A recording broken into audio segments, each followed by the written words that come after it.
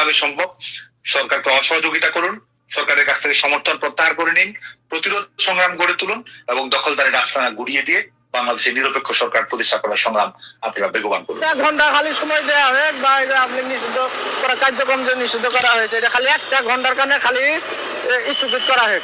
দেখেন আওয়ামী লীগ আছে কিনা।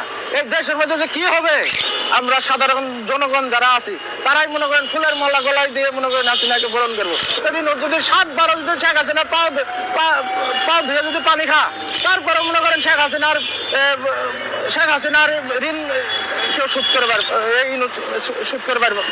করতে পারবে না। বাংলাদেশের দক্ষিণ থেকে উত্তর পর্যন্ত উন্নয়ন হয়েছে, আর কি চান?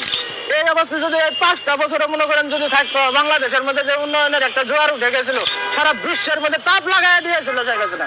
যদি মনে করেন এই 5টা বছরে মনে করেন যদি উনি থাকতো, তাহলে দেখতে না এই বাংলাদেশটা কোথায় চলে যেত, আর আমরা সাধারণ মানুষ, গরিব অসহায় মানুষ কোন জায়গায় পৌঁছতাম। আজ থেকে 14 মাসের আগের অবস্থা দেখেন।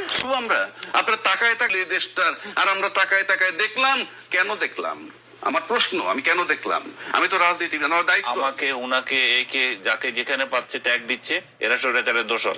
একদিকে তারা স্বৈরাচারের দোষরদের কাছে ভোট চায় যাতে দাঁড়িপাল্লায় ভোট দেয়, আবার স্বৈরাচারের দোষর বলে আরেকজনকে ট্যাগ দেয় এবং শাহবাগে মিছিল করে।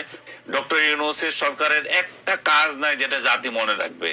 মব ভায়োলেন্স ছাড়া এরা আর কিছু উপহার দিতে পারে না বড়।